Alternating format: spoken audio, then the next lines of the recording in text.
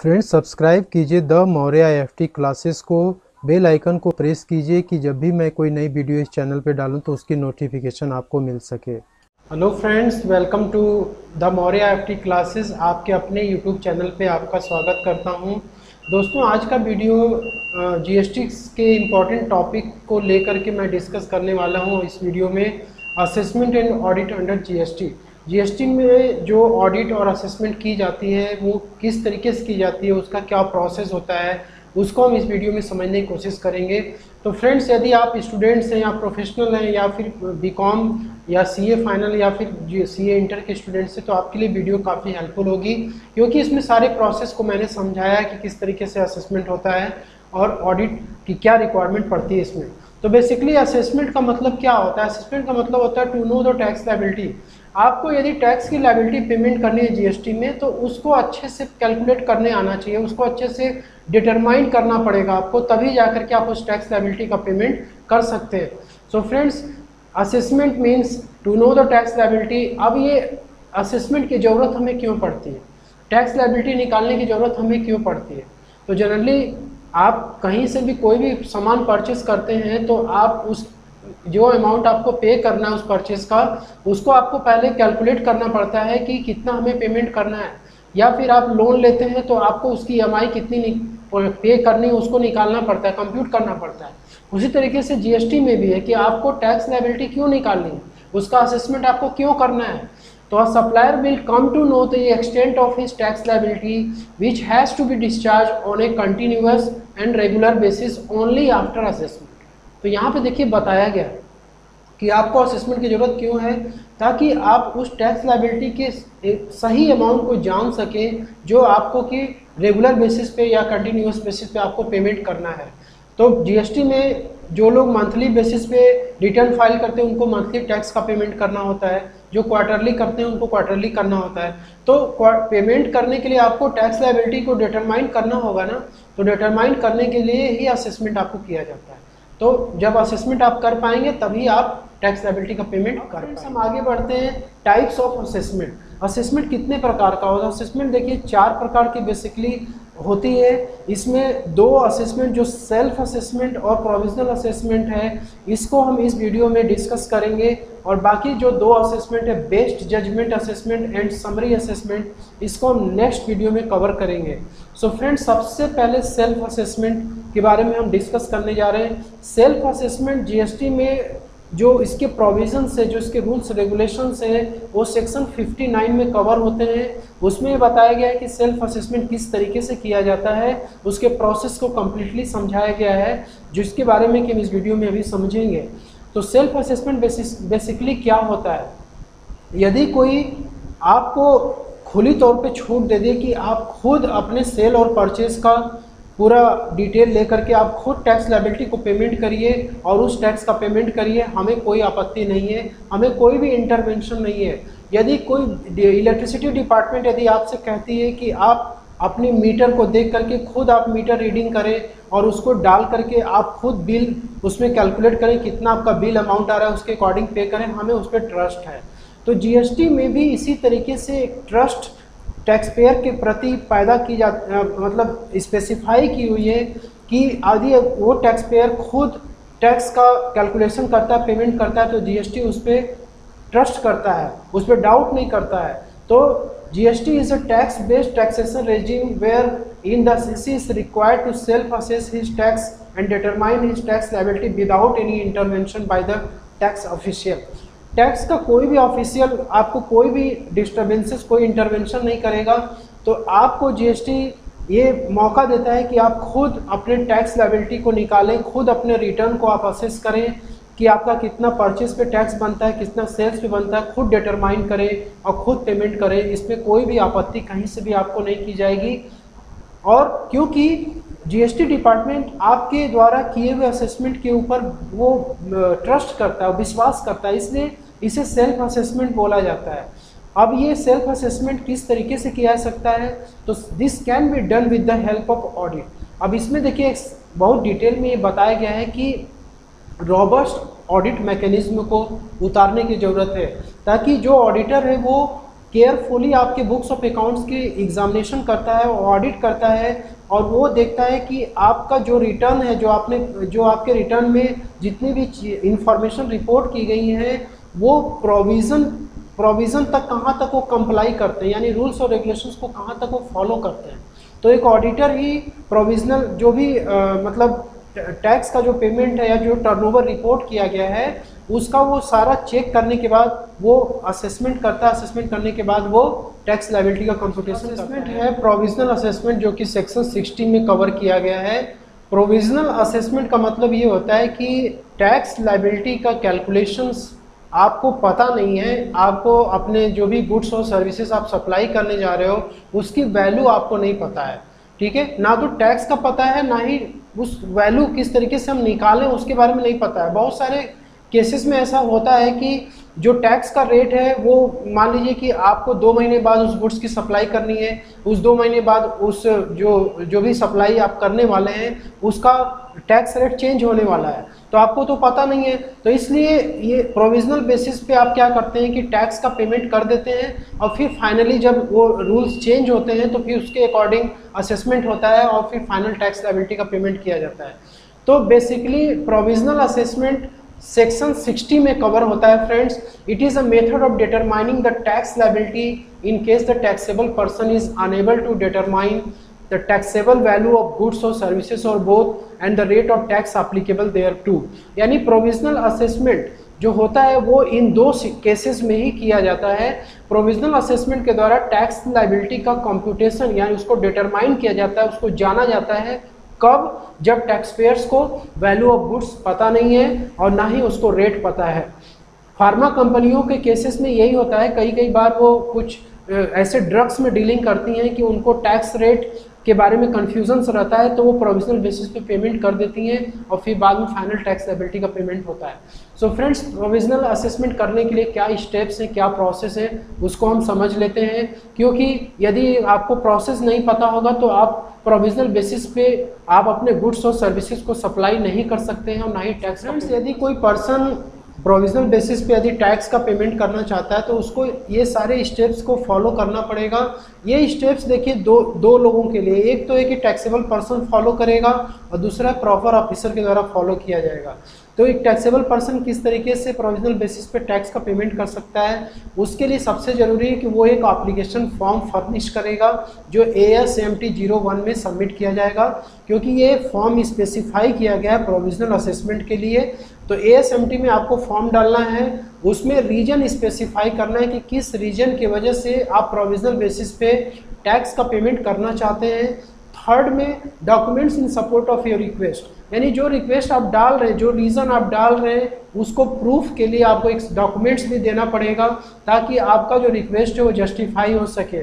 इसके बाद जब ये एप्लीकेशन प्रॉपर ऑफिसर के पास जाता है, प्रॉपर ऑफिसर का मतलब ये होता है कोई कमिश्नर हो या कोई अदर ऑफिसर जो कि कमिश्नर के द्वारा अपॉइंट किया गया है इन सारी रिस्पॉन्सिबिलिटी को डिस्चार्ज करने के लिए, तो वो प्रॉपर ऑफिसर जब आपके एप्लीकेशंस को केयरफुली ऑब्जर्व करता है, उसे यदि लगता है कि नहीं यार कोई एडिशनल रिक्वायरमेंट है हमें डॉक्यूमेंट्स की या क्लेरिफिकेशन की या फिर कोई इन्फॉर्मेशन की, तो वो क्या करता है ASMT 02 में आपको एक नोटिस भेजता है। उस नोटिस में आपको बताता है कि आपको ये डॉक्यूमेंट्स, ये क्लेरिफिकेशन आपको देना है। तो वो क्लेरिफिकेशन, वो डॉक्यूमेंट्स आप किस तरीके से दे सकते हैं, तो उसकी जो रिप्लाई है नोटिस की आप ASMT 3 में देंगे। ASMT 2 की जो रिप्लाई है ASMT 3 में देंगे, या फिर आप ऑफिसर के पास अपीयर हो सकते हैं पर्सनली, और वहाँ पे आप ये सारे डॉक्यूमेंट्स लेके जा सकते हैं और उसका एक्सप्लेनेशन दे सकते हैं। नेक्स्ट स्टेप है जो कि प्रॉपर ऑफिसर फॉलो करता है, जब आप ASMT 3 में अपनी रिप्लाई दे देते हैं, जब ऑफिसर उसको देखता है, यदि वो सेटिस्फाई होता है तो the officer will issue order in form GST ASMT 04 within 90 days of furnishing request allowing the payment of tax on provisional basis। ठीक है, यानी कि जो आप रिप्लाई देते हैं ऑफिसर को, यदि उस रिप्लाई से वो सेटिस्फाई होता है, उस क्लैरिफिकेशन से यदि वो सेटिस्फाई होता है, तो 90 दिन के अंदर, यानी जिस दिन वो आपने रिक्वेस्ट सबमिट किया, जिस दिन आपने ASMT 01 ऑफिसर को भेजा उस दिन से 90 दिन के अंदर वो प्रॉपर ऑफिसर क्या करेगा, एक ऑर्डर निकालेगा और उस ऑर्डर के बेसिस पे ये आपको परमिशन देगा कि आप प्रोविजनल बेसिस पे टैक्स का पेमेंट कर सकते हैं। और उस ऑर्डर में क्या स्पेसिफाई करता है कि द वैल्यू और द रेट और both on the basis of which the provisional assessment is to be allowed. यानी कि उस ऑर्डर में जो प्रॉपर ऑफिसर है ना वो ये बताता है कि ये गुड्स और सर्विसेज की ये वैल्यू है और इस पे आपको टैक्स का पेमेंट करना है। तो वैल्यू ऑफ गुड्स और सर्विसेज और बोथ वो बताएगा, साथ में जो जिस रेट से आपको पेमेंट करना है वो भी उसमें स्पेसिफाई करेगा उस ऑर्डर में। अब देखिए क्या होता है ना कि जो प्रोविजनल बेसिस पे टैक्स का पेमेंट होता है, ऑर्डर तो निकाल दिया प्रॉपर ऑफिसर ने, लेकिन उसका पेमेंट तब तक नहीं होगा जब आप एक बॉन्ड नहीं सबमिट करेंगे। यानी कि जीएसटी डिपार्टमेंट के वेबसाइट पे यानी इलेक्ट्रॉनिकली आपको एक स्पेसिफाइड फॉर्म में जो ASMT 05 है उसमें एक बॉन्ड साइन करना पड़ेगा। और बॉन्ड साइन करने के साथ साथ आपको एक सिक्योरिटी जो कि बैंक गारंटी के रूप में होते हैं वो भी आपको सबमिट करना पड़ेगा। यदि ये बॉन्ड और ये सिक्योरिटी आप सबमिट करते हैं तभी आप प्रोविजनल बेसिस पे टैक्स का पेमेंट कर सकते हैं, नहीं तो आप नहीं कर पाएंगे। अब बॉन्ड देखिए क्या होता है। Bond it is a document that binds the taxable person for payment of the difference the amount of tax as may be finally assessed and the amount of tax provisionally assessed. Bond जो होता है आप उसमें इस बात का आप ये प्रतिज्ञा करते हैं या प्रॉमिस करते हैं कि अभी तो मैं टैक्स का पेमेंट प्रोविजनल बेसिस पे कर दे रहा हूँ, लेकिन जब इसका फाइनल असेसमेंट होगा उस समय जो टैक्स लायबिलिटी आएगी तो इन दोनों का जो डिफरेंस होगा यानी प्रोविजनल बेसिस पे टैक्स का पेमेंट और फाइनल असेसमेंट के बेसिस पे टैक्स का पेमेंट, जो दोनों का डिफरेंस होगा उसको मैं पेमेंट करूंगा। उसके लिए मैं प्रतिज्ञा लेता हूं, मैं प्रॉमिस करता हूं, इसलिए बॉन्ड साइन कराया जाता है। और साथ में एक सिक्योरिटी भी आपको बैंक गारंटी के रूप में देनी पड़ती है कि इन केस यदि मान लीजिए कि ये पर्सन डिफॉल्ट करता है टैक्स का पेमेंट तो उस केस में जो बैंक गारंटी है उसके अकॉर्डिंग टैक्स का पेमेंट करना पड़ेगा। जो पर्सन बैंक गारंटी देगा उसको पेमेंट करना पड़ेगा। वो बैंक गारंटी का जो अमाउंट होता है वो 25% ऑफ द बॉन्ड अमाउंट से ज़्यादा नहीं हो सकता है।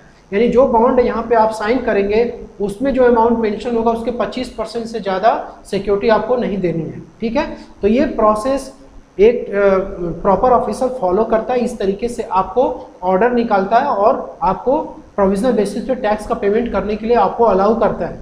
इसके बाद फ्रेंड्स आता है फाइनल असेसमेंट। अब फाइनल असेसमेंट किस तरीके से होता है, तो फाइनल असेसमेंट 6 मंथ्स के अंदर आपको फाइनली असेस कर देना है उस पर्सन की टैक्स लायबिलिटी को। ठीक है, अब किस डेट से 6 मंथ्स काउंट किया जाएगा, तो from the date of commencement of order of provisional assessment. यानी जो ऑर्डर यहाँ ASMT 04 में जो ऑर्डर निकाला गया है उसके डेट से 6 महीने के अंदर आपको फाइनली प्रोविजनल बेसिस का जो असेसमेंट है उसको फाइनली असेस करना है। ठीक है, यानी उस समय जो टैक्स रेट चेंज हुआ होगा, जो अमाउंट गुड्स और सर्विसेज के उसके बेसिस पे फाइनली असेस करना पड़ेगा कि इस पर्सन की कितनी टैक्स लायबिलिटी आ रही है। तो final assessment order shall be pass within a period of 6 months from the date of commencement of order of provisional assessment. 6 महीने के अंदर आपको फाइनली असेस कर लेना है। On sufficient cost being shown and for reason to be recorded in writing for a period of 6 months it can be extended for further period of 6 months by the joint commissioner additional commissioner और 4 years by the commissioner. अब देखिए क्या होता है ना कि जो tax payer है अब फाइनल असेसमेंट 6 मंथ्स के अंदर कंप्लीट करना है, ऑर्डर भी निकालना है, तो उस केस में जो टैक्स पेयर है यदि वो कोई सफिशिएंट रीज़न देता है या कोई कारण देता है कि नहीं भाई ये 6 मंथ्स का जो फाइनल असेसमेंट का जो पीरियड इसको आगे भी बढ़ा दिया जाए, तो उस केस में जो एडिशनल कमिश्नर या ज्वाइंट कमिश्नर वो 6 मंथ्स अपने लेवल पे वो बढ़ा सकता है। ठीक है, यानी प्रोविजनल असेसमेंट का जो फाइनल असेसमेंट ऑर्डर है उसको 6 महीना और बढ़ाया जा सकता है। लेकिन यदि कमिश्नर को यदि आप रिक्वेस्ट करते हैं तो कमिश्नर के पास भी पावर है कि वो 4 साल और इस पीरियड को बढ़ा सकता है। ठीक है, तो 6 महीना बढ़ाया जा सकता है या 4 साल बढ़ाया सकता है। यानी कि टोटल जो पीरियड है प्रोविजनल असेसमेंट का वो 5 साल तक टोटल, कोई भी असेसमेंट जो प्रोविजनल बेसिस पे होता है वो 5 साल तक प्रोविजनली रहता है, उसके बाद वो फाइनली असेस किया जाता है। ठीक है फ्रेंड्स, तो अब क्या हुआ, नोटिस जो ऑर्डर फाइनल असेसमेंट हो गया, अब उसका ऑर्डर जो है निकाल दिया गया उसके लिए नोटिस इशू करनी है, ठीक है। तो notice shall be issued in form GST ASMT 06 for calling information record for finalising the assessment. अब इसमें भी क्या होता है ना कि फाइनल असेसमेंट करने के लिए प्रॉपर ऑफिसर को कोई इन्फॉर्मेशन, कोई रिकॉर्ड्स या कोई डॉक्यूमेंट्स की ज़रूरत पड़ती होगी, तो उसके लिए वो ASMT 06 में एक नोटिस निकालेगा। जैसे प्रोविजनल असेसमेंट का ऑर्डर निकालने के लिए वो नोटिस निकाला था, वैसे इसमें भी नोटिस निकालेगा कि आप ये डॉक्यूमेंट सबमिट करिए। तो नोटिस में जो भी डॉक्यूमेंट्स दिया गया उसको आपको सबमिट करना पड़ेगा। उसके बाद यदि वो सेटिस्फाइड है उससे, तो final assessment order in form GST ASMT 07 specifying the amount payable along with the interest at the rate 18% per annum or refundable along with the interest at the rate 6% per annum to a registered person shall be issued by the proper officer। अब proper officer क्या करेगा, ASMT 07 में वो एक order निकालेगा। उस order में वो टैक्स का अमाउंट जितना पे करना है वो टैक्स अमाउंट उसमें डालेगा, ठीक है। मतलब जो नेट पेमेंट आपको करना है प्रोविजनल बेसिस पे जो आपने किया वो तो अमाउंट रहेगा ही, और साथ में फाइनली जो प्रोविजनल फाइनल असेसमेंट में जो ऑर्डर आया है टैक्स का, उन दोनों का डिफरेंस अमाउंट, ठीक है। तो टैक्स अमाउंट यदि पेबल है यानी आपका निकल रहा है तो आपको पे करना होगा। तो एक तो अमाउंट पेबल और साथ में आपको इंटरेस्ट 18% पर एनम के इंटरेस्ट भी आपको पेमेंट करना पड़ेगा उस टैक्स लायबिलिटी के साथ, ठीक है। और यदि आपका फाइनल असेसमेंट में फाइनल असेसमेंट में फ्रेंड्स जो आपका टैक्स लायबिलिटी निकला, यदि वो कम आ रहा है, प्रोविजनल असेसमेंट में ज़्यादा आया था, तो उस केस में आपको टैक्स का डिफरेंस रिफंड कर दिया जाएगा। रिफंड करने के लिए भी आपको साथ में इंटरेस्ट जो है 6% जो है प्रॉपर ऑफिसर पेमेंट करेगा आपको, ठीक है। शैल be issued by the proper officer. इस तरीके से आपको इंटरेस्ट और टैक्स का पेमेंट करना होगा।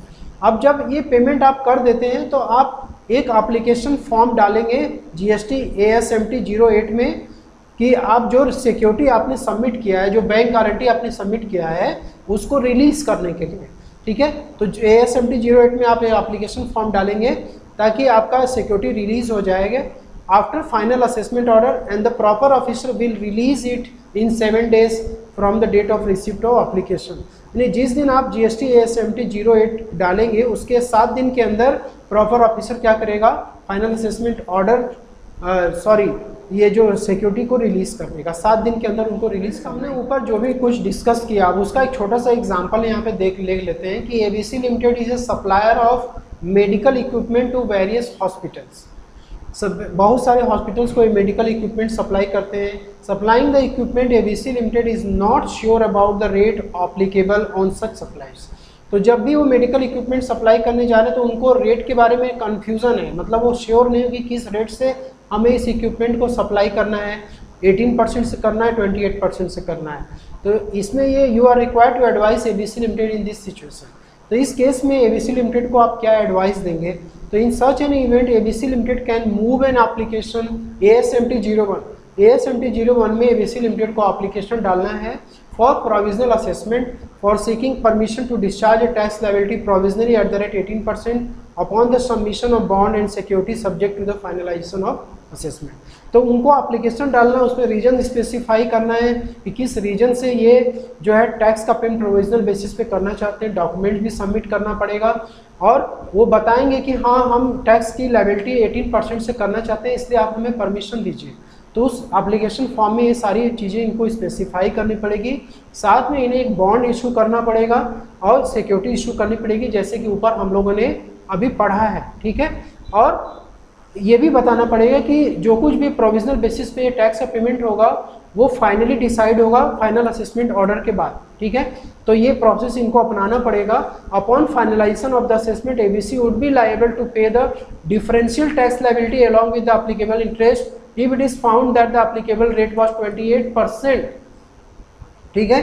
तो अब फाइनल असेसमेंट हो जाने के बाद अब इनको जो भी टैक्स लायबिलिटी आएगी वो पेमेंट करना पड़ेगा। यदि असेसमेंट जो फाइनल असेसमेंट है यदि वो 28% के रेट से अधिक होगा तो जो भी टैक्स लायबिलिटी आएगी उनको इंटरेस्ट के साथ पेमेंट करना पड़ेगा ABC लिमिटेड को। यदि 18% या उससे कम में हो जाता है तो फिर इनको रिफंड करना पड़ेगा, ठीक है। तो where as ABC limited paid the tax at the rate 18% pursuant to the order pass initially on its application for seeking provisional assessment. तो इसमें 28% से फाइनल असेसमेंट ऑर्डर में पेमेंट आया, लेकिन उन्होंने 18% से किया है। तो जो नेट टैक्स लायबिलिटी आएगी उनको इंटरेस्ट से पेमेंट करना होगा। सो फ्रेंड्स, आई होप कि मैंने अपनी ये असेसमेंट से रिलेटेड दो जो असेसमेंट था, सेल्फ असेसमेंट और प्रोविजनल असेसमेंट, इसको मैंने समझा पाया। फ्रेंड्स, आगे हम 2 असेसमेंट और डिस्कस करेंगे। वीडियो अच्छी लगे तो लाइक शेयर जरूर करना, चैनल पे नए सब्सक्राइब जरूर करना। Thank you so much for watching this video.